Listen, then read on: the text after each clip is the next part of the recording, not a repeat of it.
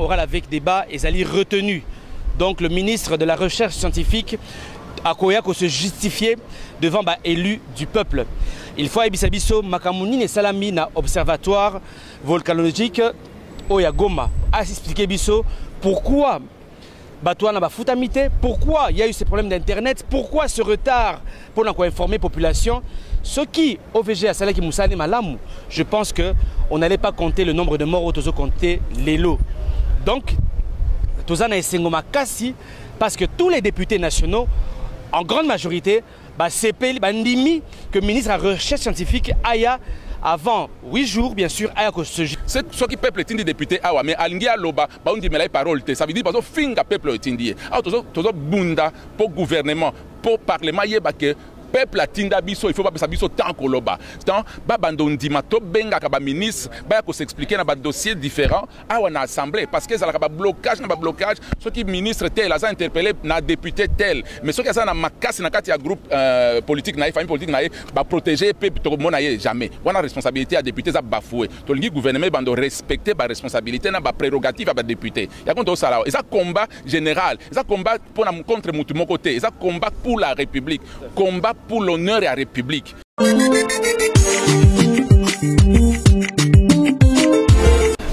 Tozali na Esengo Makasi en tant que député nationaux Oyo Tozali awa pour représenter le peuple congolais Koibi Sabino que question orale avec débat Oyo Salamaki Nande Konabiso l'honorable Jean-Baptiste Moïndo Kasekwa Oyo Zalaki appuyé na Bande Konabiso honorable Hubert.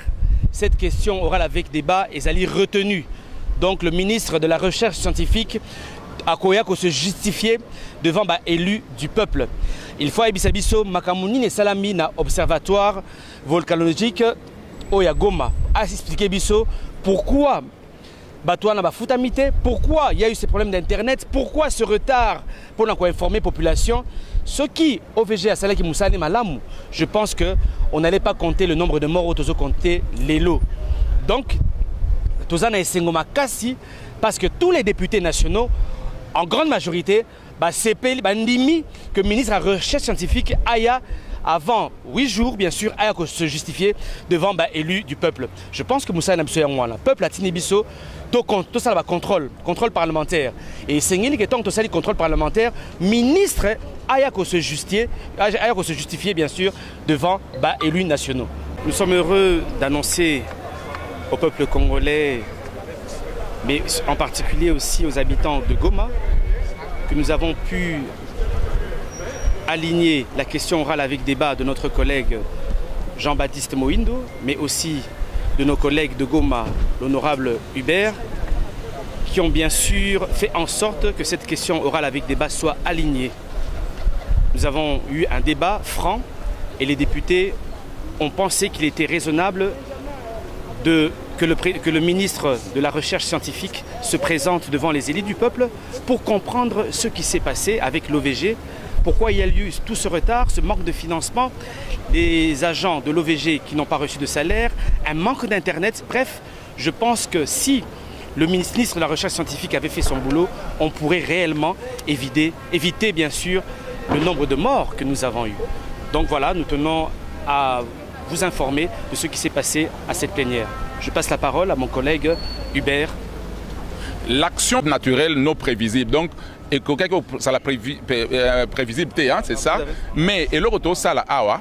Et ça qu'on rappelle le gouvernement que chaque fois il y a une prévision budgétaire pour prendre en charge la catastrophe.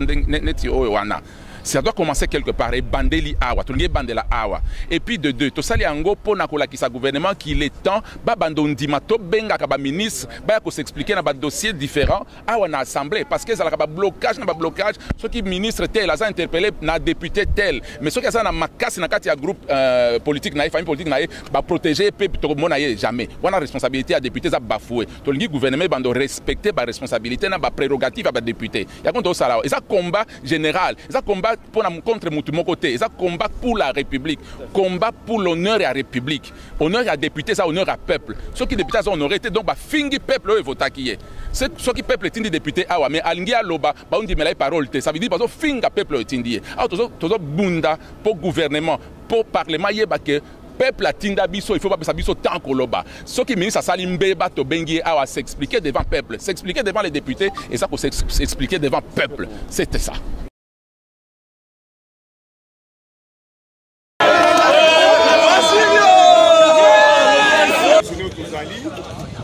Pour soutenir Antoine Tshisekedi na proclamation na ye ya salaki pour na pas de siège moi était tombeli tango molai komona basi beso de humiliation na est na biso ko bande ko kufa moko na mokolo ti lelo yo azo continuer ko saboter biso yango biso lokola ba révolutionnaire ba sentinelle ya pouvoir oyo papa zana yango toye ko soutenir ete makambo yo eza ko sale masiko na état de siège ezala bongo bongo na kobanda penza ete bandeko ya basoda pe police ezali kuna polimbisa muke eza tribalisme te kasi bandeko ya Équateur o bazali na front baye ba ete Kagame aza kondima ko tosa biso te pe sika bango bazali basala makasi ete babunda bayoki sabiso soni te bakende tina suka bakende tina suka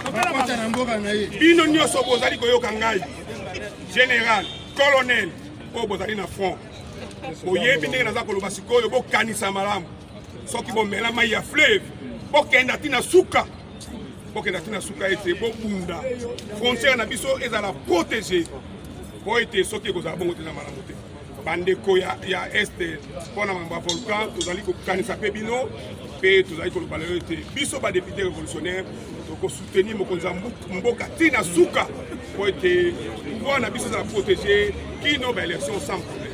Merci.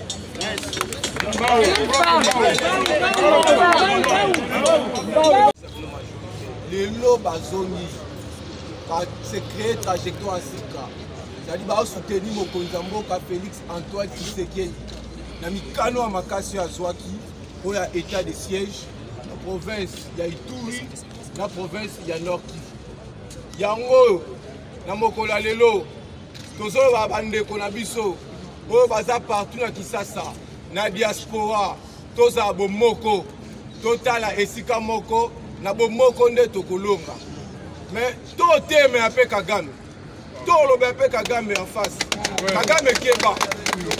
Kagame keba mboka Congo eza ba Congolais mboka bakoko na biso makila ba Congolais ekosopa lisusu te yo nani oboya ke ba Congolais bakufi ebele te yo nani yo ko ba no minimiser massacre yo nani to mettre yo en garde to lobi boye eza mbala ya suka. Je crois que ce sont les députés, tout le peuple congolais, faites très attention, Keba et Kosukiro. Docteur Mukwege, mon amboka, yeba que toza amité manabiso. Parlement Mopimba, tozo memayo, to soutenir l'action na yo, Tito Kolonga, Banamboka Congo, toza bomoko, je crois d'ailleurs mon konzamboka Félix Antoine Tshisekedi. Tokozwa kimia oyo to souhaitaki makambo ekoi toyebi ekoi na Goma éruption volcanique bato bakufi makambo eza problème humanitaire biso to komilengele to accompagner pouvoir public to accompagner mampinga pour apesa bino ba solution durable toza ensemble peuple congolais ba okabola biso te na 1885 representatives of population, and we are here to support the initiative to go all the way to the end. I am calling on our soldiers, I'm calling on our Prime Minister, I'm calling on every Congolese who's got the blood in his body. If you know you are Congolese, we are all one people, and we have one president, Félix Antoine Tshisekedi. So we are here to give a message to Kagame. He is not our president, and Congo does not belong to him. So he should mind his own business. Je dis, il doit s'occuper de ses affaires au Rwanda. That's what I meant. So Congolese will have to take care of their own business. We are all united here today to speak with one voice, and we will support our president to the end. Thank you very much. And I call upon